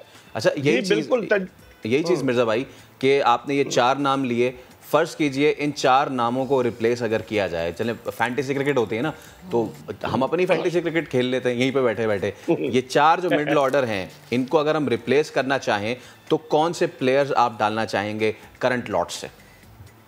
देखिए, करंट लॉट से एक तो शोएब मलिक बड़ा स्ट्रॉन्ग केस बनता है शोएब मलिक का। उसके अलावा इन्होंने हैदर अली ने परफॉर्म किया, अगर यंगस्टर को लेना तो आप हैदर अली को ले सकते थे, मिडिल ऑर्डर की मैं बात कर रहा हूँ, क्योंकि वो अभी तो उसने बड़ी अच्छी बैटिंग की। और इसके अलावा बॉलिंग में अगर आप चाहें तो शाहनवाज दहानी या वहाब रियाज वो आ सकते हैं, और ओपनिंग में माफ कीजिएगा, तजुर्बे का कोई नेमुल बदल नहीं होता, तो फखर जमान को अगर ये रखना चाहें तो रख सकते हैं। ठीक है मिर्ज़ा भाई, बेहद शुक्रिया, आप गुफ्तगू कर रहे थे। और क्रिकेट ऐसा टॉपिक, गुफ्तगू शुरू होती है तो दिल नहीं करता ख़त्म हो, क्योंकि जो ये पाक भारत टाकरा होने जा रहा है, सबको बेचैनी से इंतजार है कि होगा क्या, कौन है जो मैदान मारेगा। आगे बढ़ते जब खेल के मैदानों की बात करते हैं तो बड़ी हमें खुशी होती है कि हम अपने एथलीट से आपकी मुलाकात करवाते हैं, अपने टैलेंट से आपकी मुलाकात करवाते हैं।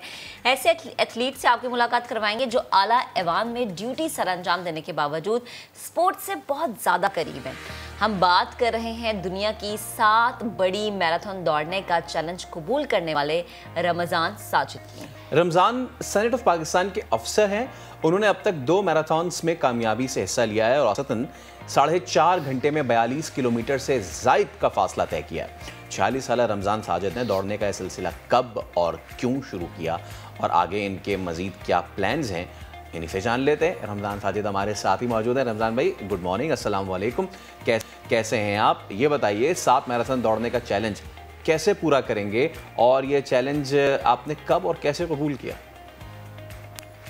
जी बेसिकली तो लाइक एवरीबॉडी हेल्थ के हवाले से लोग कॉन्शियस हैं, और आजकल तो ख़ास तौर पे कोविड के दिनों में ये आगाही जो हेल्थ के हवाले से है और भी ज़्यादा लोगों में आ रही है। अभी हम इस्लामाबाद में देखें तो हमारे पास मार्गला के खूबसूरत ट्रेल्स हैं, तो अगर शाम को जाने का आपको इत्तफाक हो या इवन मॉर्निंग में जाने का इत्तफाक हो तो गाड़ियों की लंबी कतारें होती हैं जो आपको वहाँ नज़र आती हैं। तो इस लिहाज से बहुत सारे लोग हेल्थ के अमूर के हवाले से कॉन्शियस हो रहे हैं। और जहाँ तक दौड़ने का ताल्लुक़ है या मैराथन चैलेंज कबूल करने का ताल्लुक़ है, तो बेसिकली मैं ज़्यादा दिलचस्पी थी मेरी हाइकिंग के हवाले से, और वो भी इस वजह से शुरू की कि मैं आई वाज बिट ओवरवेट, बल्कि ज़्यादा ही ओवरवेट था, कोई 90 kg के करीब मेरा वेट था लास्ट ईयर। तो मैंने ये सिलसिला शुरू किया हाइकिंग का। तो हाइकिंग में काफ़ी अच्छी उसके रिज़ल्ट्स आए। कोई मार्गला में अगर आप जानते हैं तो कोई 6 के करीब ऑफिशियल ट्रेल्स हैं जो कि CDA ने बनाई हुई हैं। तो हमारा ग्रुप है दोस्तों का, तो हमने वो तमाम ट्रेल्स जो हैं वो 1 गो में अटेम्प्ट किए हैं। सही। मैंने वो 2 दफ़ा अटेम्प्ट किए हैं, यानी ट्रेल 1 से लेके और ट्रेल 6 तक सारी 1 गो में अटेम्प्ट करके। वो पहली दफ़ा मैंने कोई 8 घंटे और 40 मिनट में 45 मिनट में किया था, दूसरी दफ़ा उसको 1 घंटा मज़ीद टाइम इम्प्रूव किया था। फिर ये जो जहाँ तक वर्ल्ड मैराथन रन करने के चैलेंज का ताल्लुक़ है, तो हमारे अगेन काफ़ी सारे दोस्त हैं जो रनिंग से वाबस्ता हैं। यहाँ पे क्लब हैं लोकल जो कि सपोर्ट करते हैं, इस्लामाबाद रनिंग क्लब, हमारा वो उसी में मुख्तलिफ एक्टिविटीज़ होती रहती हैं।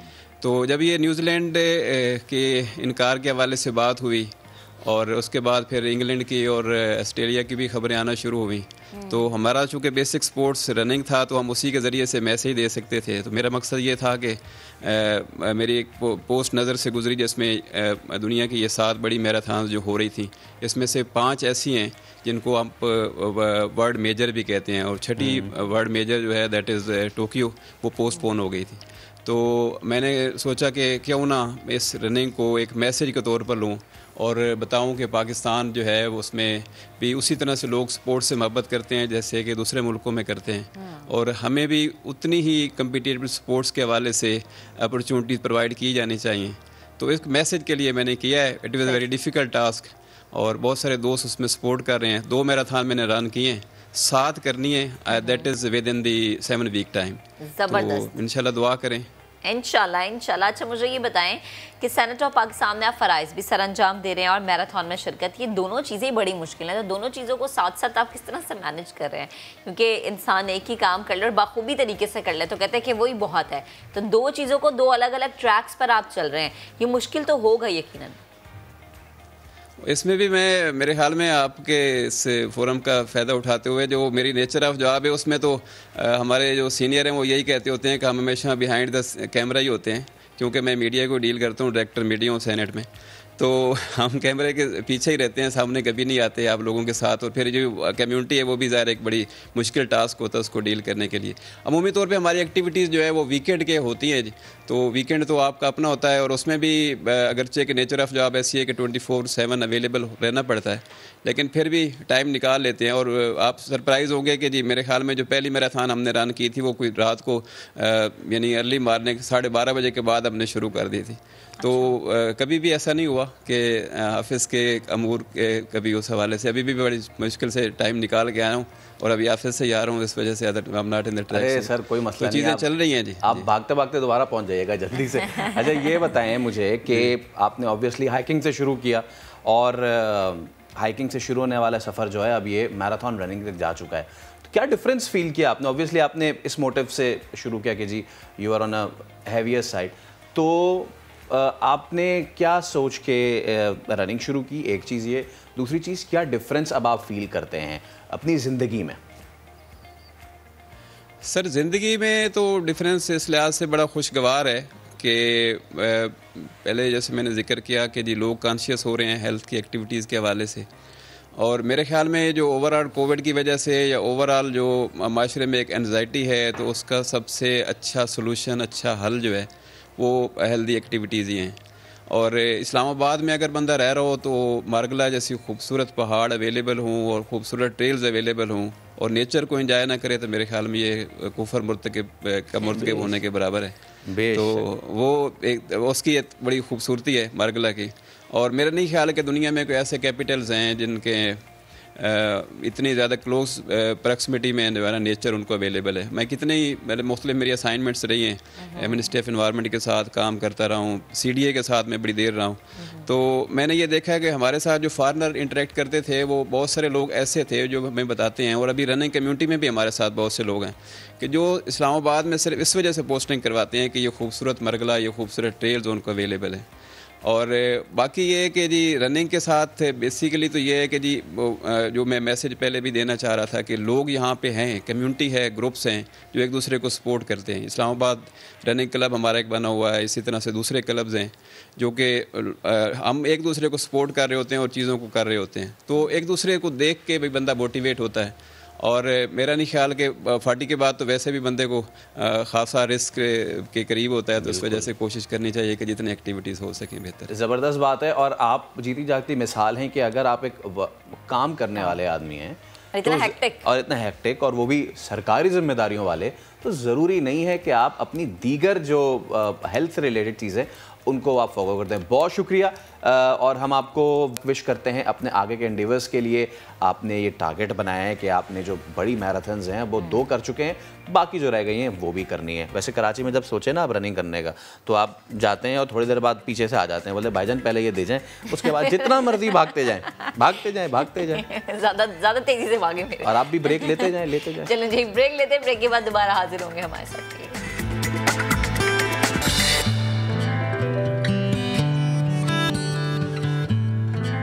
अब आपको मिलवाते हैं ऐसी पाकिस्तानी खातून से जिन्होंने ड्राइविंग के दौरान हादसात से बचने का एक हल तलाश किया है और एक सॉफ्टवेयर बनाया है। ये डॉक्टर हुमैरा अनवर हैं और हुमैरा नूर, और डॉक्टर हुमैरा नूर ने एक ऐसा सॉफ्टवेयर प्रिपेयर किया है जो गाड़ी के ड्राइवर के चेहरे के तासुरात और फेशियल एक्सप्रेशंस को पहचान कर और फिर उसे मुमकिन हादसे से बचने के लिए बर वक्त खबरदार कर देगा। जर्मन स्टार्टअप फॉर पायलट्स की शरीक बानी डॉक्टर हुमैरा नूर से हम दिलचस्प बातें करेंगे, उनसे जानेंगे सॉफ्टवेयर के बारे में, क्योंकि मैं बहुत ज़्यादा एक्साइटेड हो रही हूँ जानने के लिए कि कैसा सॉफ्टवेयर है और ये किस तरह से काम कर सकता है। अस्सलाम वालेकुम हुमैरा, गुड मॉर्निंग, कैसी हैं आप? वालेकुम अस्सलाम, thank you very much, I am doing great. अच्छा हुमैरा, मुझे ये बताएं कि ये जो आपका सॉफ्टवेयर है ये हादसात से बचाएगा, ड्राइवर के चेहरे के तासुरात फ़ौरन से पढ़ लेगा, ये कैसे मुमकिन है? मतलब हम जिद्दत हो गई है, तरक्की बहुत ज़्यादा हो गई है, लेकिन इतनी तरक्की कि एक सॉफ्टवेयर ऐसा बन गया कि अब आप हादसात से भी बच सकते हैं। बिल्कुल, मैं असल में 4 पायलट्स का जो बैकग्राउंड है वो ये है कि दुनिया में बहुत ज़्यादा एक्सीडेंट्स, तकरीबन हर 20 सेकेंड्स पर एक एक्सीडेंट ऐसा हो रहा होता है जिसकी वजह से कोई ना कोई अपनी जान से हाथ धो रहा होता है।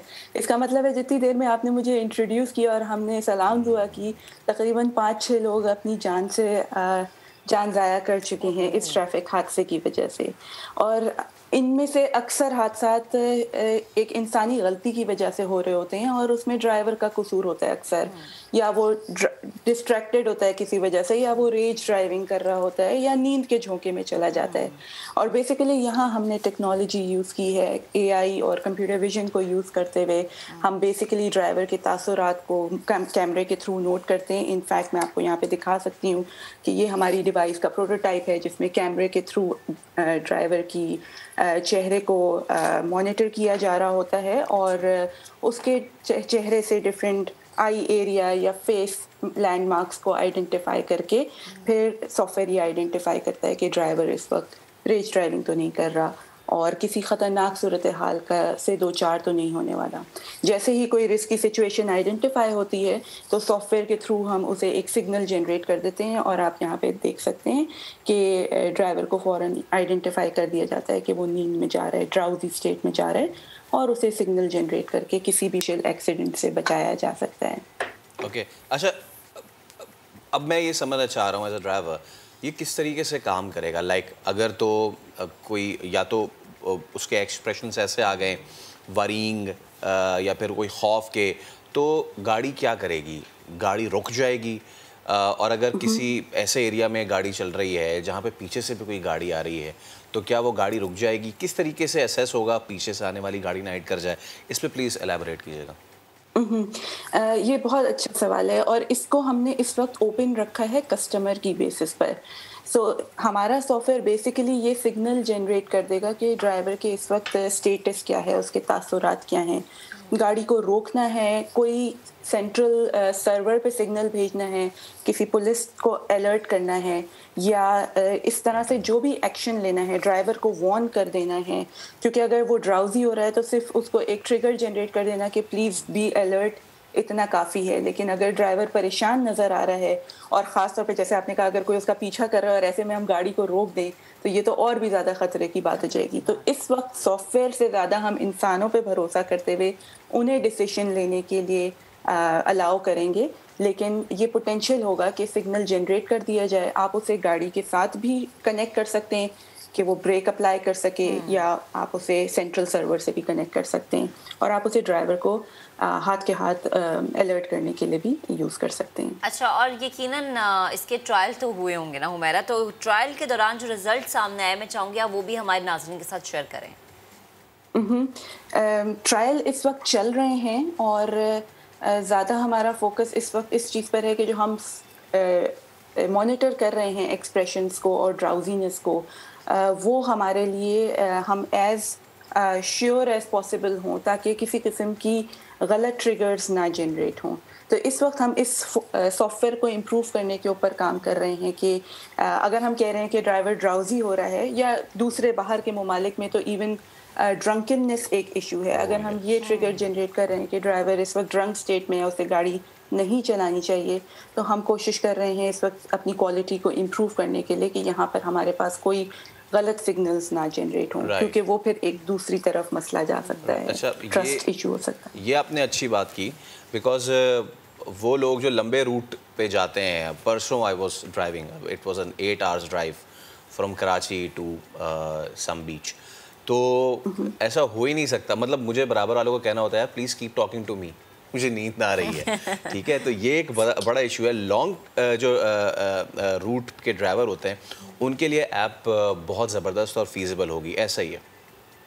बिल्कुल, लेकिन हमने ये भी नोट किया है कि वो ड्राइवर्स जो कि लॉन्ग रूट पर नहीं जा रहे लेकिन उनकी लॉन्ग आवर्स की ड्यूटी है, जैसे कि वो ड्राइवर्स जो कि किसी किस्म की डिलीवरी कर रहे हैं, पोस्टल डिलीवरी कर रहे हैं, या किसी भी किस्म की डिलीवरी कर रहे हैं और उनको मुस्तकिल ऑन द रोड रहना है, ज़ाहिर थकान तो हो रही होती है। उसको भी हम मॉनिटर कर सकते हैं और आइडेंटिफाई कर सकते हैं। और यहाँ पर हमें इस बात का भी ख्याल रखना है कि डिवाइस खुद, हम अपनी डिवाइस को बेसिकली एक स्मार्ट को पैसेंजर के नाम से भी कभी कभी इंटरनली बुलाते हैं, क्योंकि बेसिकली जैसे आपने कहा कि वो एक आपका साथी को पैसेंजर होगा जो कि आपको एक अच्छा ड्राइवर या अच्छी ड्राइविंग करने में हेल्प करेगा। सही। अच्छा हुमैरा, मुझे बताएं कि क्या जर्मनी में सरकारी सतह पर इस प्रोजेक्ट से फ़ायदा उठाने के लिए कोई डेवलपमेंट, कोई पेशरफ्त हुई है? तो इस वक्त हम जिस स्टेज में हैं, हम कम्युनिकेट कर रहे हैं गवर्नमेंट लेवल पर भी और प्राइवेट लेवल पर भी कि इस प्रोजेक्ट को किस तरह अडॉप्ट किया जा सके। हमारे सबसे बड़े जो कस्टमर इस वक्त हमें नज़र आ रहे हैं उनमें लॉजिस्टिक्स और फ्लीट मैनेजर्स हैं जो कि प्राइवेट लेवल पर काम कर रहे हैं, और उनके लिए बहुत ज़रूरी है कि वो अपने ड्राइवर्स को मॉनिटर तो सही वर्ड नहीं है लेकिन एनालाइज कर सकें और उनको प्रोटेक्टेड रख सकें कि ड्राइवर इस वक्त रिस्की सिचुएशन में तो नहीं है।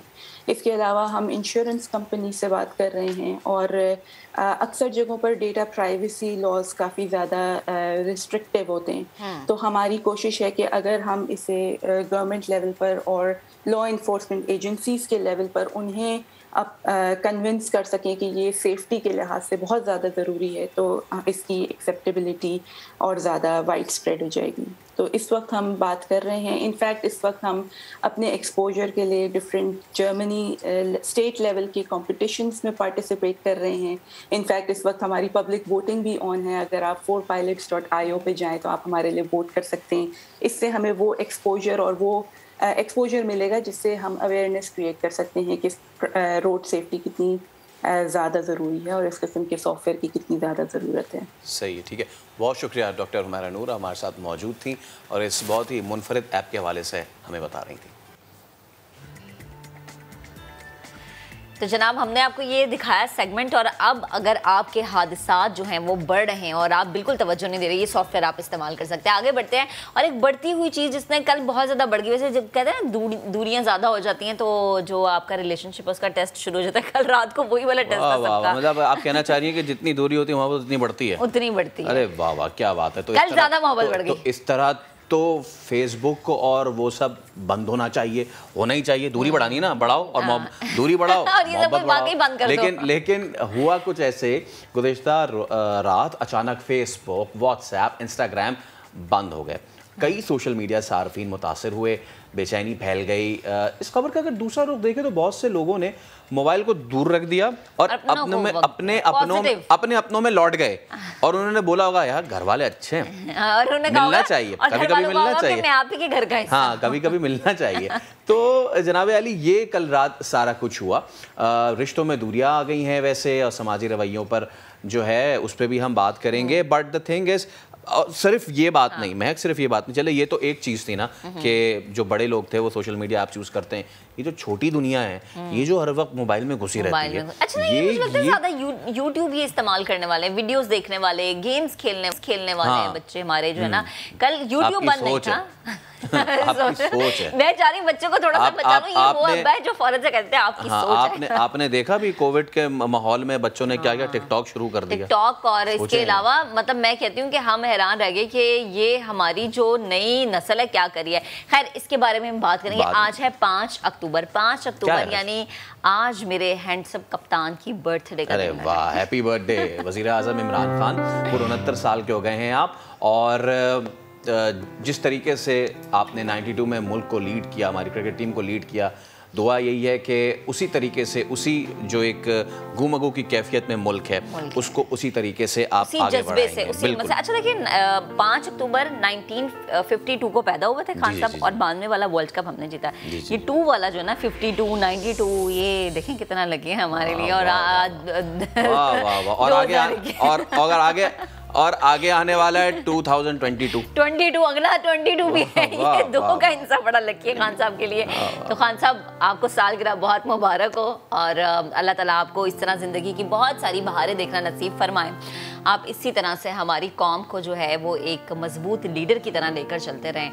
और जो लोग ये कहते हैं ना कि अब इतने साल गुजर गए खान की हुकूमत को, खोया क्या पाया क्या, ये देखना है, ये वाकई हकीकत है। इसका होना चाहिए कि आप देखें कि आपने क्या खोया क्या पाया, लेकिन जो हमारी पॉलिसीज़ है ना, स्पेशली हमारी जो पॉलिसी है खर्जा पॉलिसी, वो खान साहब के दौर में बहुत ज़्यादा बेहतर हुई। अच्छा, अगर इमरान खान की ज़िंदगी पर नज़र डालें तो एक बहुत ही, जिसको कहते हैं ना कि बैटल फाइट वाली उन्होंने ज़िंदगी गुजारी, क्योंकि जिस वक्त वो बड़े हो रहे थे उनकी वालिदा वो कैंसर में मुब्तला हुई। लेकिन एक शख्सियत के अंदर कितनी गहराई है, कितनी पुख्तगी है, जब मुश्किलात उस पर पड़ती हैं तो अंदाज़ा होता है। तो इमरान खान जिस वक्त उन्हें ये पता चला तो उन्होंने उस चीज़ को इतना ज़्यादा फील किया कि आगे चल के उन्होंने अपनी वालिदा के नाम पे एक कैंसर हॉस्पिटल बनाया, जो कि आज पूरी दुनिया में मशहूर है, और लोग उसकी तारीफ करते हैं। अच्छा फैसल, जब कोई कहता है ना कि अच्छा आप देखें वज़ीर आज़म ये हो या ऐसा हो वैसा हो, ठीक है, लेकिन मैं कहती हूँ खान साहब एक बहुत अच्छे मोटिवेशनल स्पीकर हैं, और खान साहब की ये वो क्वालिटी है जिसकी वजह से मैं ये कहती हूँ कि शायद एक लीडर जो है वो बहुत ज़्यादा आगे जाता है, कि जब तक आप अच्छा बोलते हैं, अच्छे तरीके से आप इशूज़ को हाईलाइट करते हैं, और इंटरनेशनल फोरम पर, वो चाहे कश्मीर का इशू हो जाए या वो चाहे दीगर इशूज़ हो जाए, बहुत अच्छे तरीके से खान साहब ने इन चीज़ों को पेश किया। अच्छा, जब हम सोशल इश्यूज़ की बात करते हैं तो वही बात जो कि मैं और फैसल पहले कह रहे थे कि गुज़श्ता रात हमने देखा कि एक तूफ़ान मचा हुआ था। किस चीज़ का जनाब? खामोशी का तूफ़ान था। हर कोई इंतज़ार कर रहा था कि फ़ौरन से व्हाट्सएप खुल जाए, फेसबुक खुल जाए, इंस्टाग्राम खुल जाए, अपने प्यारों से, अपने करीबी दोस्तों से राब्ते हमारे बहाल हो जाएं। सोशल मीडिया एक्सपर्ट निगहत दात ने हमें ज्वाइन किया है, उनसे हम ये जानेंगे कि गुज़श्ता रात को जो हुआ वो दूरियां बढ़ाने वाला जो मामला था, हम देखते हैं कि ये सिर्फ पहली दफ़ा नहीं था बल्कि बहुत दफ़ा ऐसा हो चुका है। तो निगहत, गुड मॉर्निंग, अस्सलाम वालेकुम, कैसी हैं आप? बिल्कुल ठीक, वालेकुम अस्सलाम। अच्छा निगत, मुझे ये बताएं कि मोबाइल फ़ोन जो है दूरियां मिटाने का एक ज़रिया भी है और कभी कभी कहते हैं कि दूरियां बढ़ाने का भी एक ज़रिया। जैसे कि हम कह रहे थे ना कि अभी कि अच्छा कल रात को मोबाइल फ़ोन्स बंद हुए तो हुआ ये कि अपने अपनों में जाके बैठ गए, तो ये इसके नुकसान ज़्यादा हैं या इसका फ़ायदा ज़्यादा है? यानी अगर मैं ये कहूँ कि मोबाइल फ़ोन सारा सारा दिन हम बच्चे के हाथ में दे दें, किसी बड़े के हाथ में दे दें, तो एक इसका पहलू ये भी है कि आप अपनों से दूर हो जाते हैं, लेकिन एक इसका पहलू ये भी है कि आप पूरी दुनिया से कनेक्ट हो जाते हैं। देखिए, ये टेक्नोलॉजीज जो हैं, मोबाइल, इंटरनेट, इनका दो पहलू हमें ज़रूर मद्देनज़र रखने चाहिए। फ़ायदे भी हैं और नुकसानात भी हैं। और वो एक बात हम कहते हैं ना कि अगर किसी चीज़ का इस्तेमाल ज़्यादा हो जाए, excess of everything, you know, like excess of anything is bad, तो टेक्नोलॉजी के साथ भी यही मामला है। तो जो मयाना रवि है वो बहुत ज़रूरी है मोबाइल के इस्तेमाल में, ऐप्स के इस्तेमाल में। रात को हमने देखा कि एक मेरा ये ज़ाती ख्याल है कि ये लॉन्गेस्ट आउटेज था, इतनी ज़्यादा ऐप्स का एकदम से डाउन हो जाना एक ही कंपनी से जो रिलेटेड है, फेसबुक, इंस्टाग्राम एंड व्हाट्सएप। तो उससे ये कि बहुत से लोगों को शायद एक सुकून भी मिला हो कि अच्छा अब हमें कोई मैसेजेस नहीं आएंगे व्हाट्सएप पे, और वो जो एक बड़ा हर वक्त पॉपअप हो रहा होता हमारी स्क्रीन पे और हर वक्त हम बिजी होते हैं। लेकिन उसके साथ साथ बहुत से ऐसे क्रिटिकल यूजर्स भी हैं जो कि जिनके लिए ऐप बहुत ज़रूरी हैं, मतलब ये उनकी ज़िंदगी का एक बहुत अहम हिस्सा है। तो आई थिंक ये दोनों अहम पॉइंट्स हैं जिस पे मुझे लगता है कि सोसाइटी में कन्वर्सेशन करने की बहुत ज़रूरी है कि ऐप का होना itself is not a bad thing, ये कोई बुरी बात नहीं है, लेकिन हमारे जो रवैये हैं इनको इस्तेमाल करने के, उनमें क्या मसाइल हैं उस पर बात करना ज़रूरी है। अच्छा निगत, सोचें कि one fine day a model wakes up और उसे पता चले कि the Instagram is gone and on that fine day you are not even a model. तो जैसे कि आपने रवैयों की बात की है, हमारी obviously the world is connected now, लेकिन जो हमारी डिपेंडेंसी है इन ऐप्स पे, वो आप समझती हैं हद से ज़्यादा बढ़ गई है या फिर we are on the right track? मेरा ये ख्याल है इसको दो तरीके से हमें देखना चाहिए। एक तो ये कि अब ये ऐप सिर्फ आपकी इज़हार राय का ज़रिया नहीं है या आप अपना जो काम है उसके ज़रिए से नहीं करते, बल्कि मोनेटाइजेशन भी है यार। आपकी जो इकोनॉमिक्स है, जो फाइनेंशियल गेन्स हैं, वो इनके साथ जुड़े हुए हैं। तो आप अगर इन्फ्लुएंसर्स को देखें तो आपका मेन स्ट्रीम मीडिया एक तरफ जो मार्केटिंग या उस तरह की जो चीज़ें कर रहा होता है, वो अब आपका सोशल मीडिया उसमें बहुत ज़्यादा आगे है। तो ये एक मुआश का ज़रिया भी है और इसी वजह से ये ज़रूरी है कि हम एक ही तरह की ऐप्स को उतनी तवज्जो ना दें। We really need to find ways कि और कौन सी ऐसी स्पेसेस हैं जहाँ पे इंस्टाग्राम की तरह, फॉर इंस्टेंस फेसबुक की तरह, व्हाट्सएप की तरह, so what are the alternative ways जहाँ पे ये जो मुख्तलिफ मॉडल्स या इन्फ्लुएंसर्स जो भी हमें नज़र आता है, वो दूसरे भी अल्टरनेटिव मॉडल्स मौजूद हों।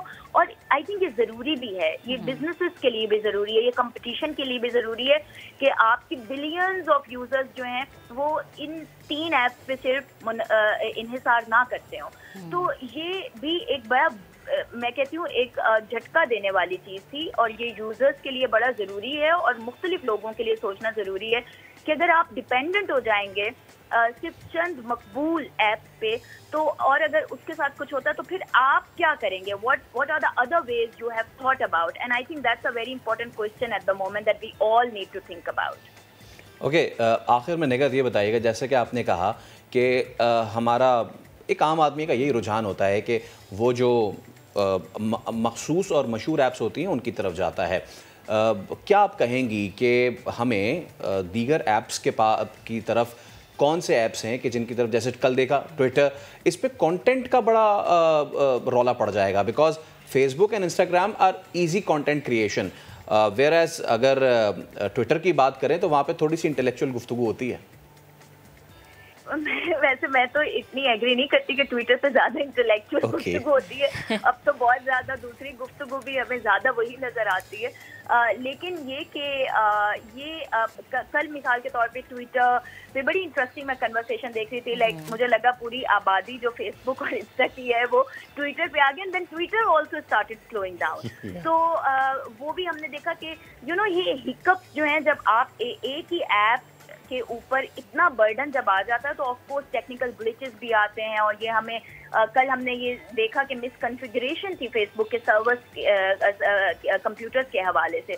तो एक इम्पॉर्टेंट कन्वर्सेशन कल मैंने देखी कि डिफरेंट एप्स वर सेइंग कि अच्छा now that Facebook is down so you can come on our app, and I think that's the discourse we need. ये हमें ये डिस्कशन चाहिए कि अगर व्हाट्सएप डाउन है तो सिग्नल अवेलेबल है, right, and it's more secure, it's owned by activist and non profit, और वो काफ़ी लोग उसको प्रेफर भी करते हैं सिक्योरिटी वाइज।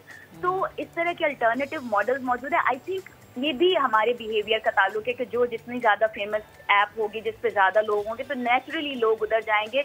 लेकिन बहुत ज़रूरी है डिसेंट्रलाइजेशन की, कि आपकी जो पावर है वो डिसेंट्रलाइज हो और एक या दो कंपनीज के उसी में ये सारी पावर जो है ना जाती, अदरवाइज फिर आपका बिल्कुल ये सिस्टम ब्रोकन हो जाएगा। बिल्कुल ठीक है निगत, बेहद शुक्रिया गुफ्तगू करने के लिए। और ये जो कल एक हमने जैसे पहले भी कहा ना, खामोशी का तूफान था जिसमें बहुत सारे लोग परेशान भी थे, फैसल समेत बहुत सारी हमारी बात मैं बिल्कुल I am sorry, I am not a mobile person, I am a nature person, तो मैं बिल्कुल भी परेशान और ऐसा ही होना चाहिए, ऐसा ही होना चाहिए। और अब हमारा प्रोग्राम अपने इख्तिताम को पहुंच गया। कल आपसे फिर से मुलाकात करेंगे, बहुत सारी बातें होंगी। अपना बहुत सा ख्याल रखिए। डेंगू और कोरोना दोनों से आपने बचना है, दोनों से आपने एहतियात करनी है। कल तक के लिए इजाजत दें। अल्लाह हाफ़िज़।